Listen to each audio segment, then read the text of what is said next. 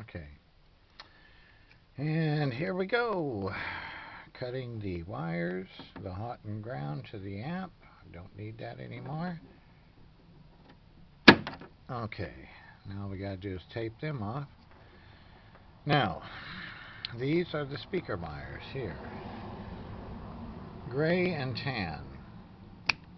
Okay, there it goes. Okay, now this will be hooked up to the amplifier. I'll put it in a box and sell it on eBay. Okay.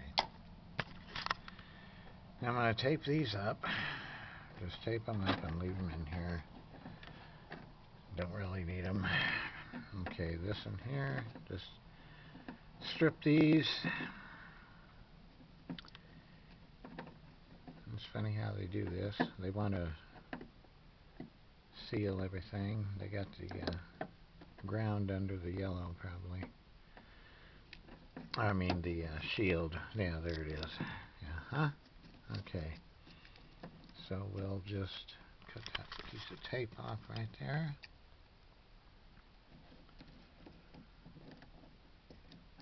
Okay. It's nice that they shield stuff like that. Then I gotta strip these back, take this yellow tape off, strip it back, and hook up my speaker wires to that. Okay.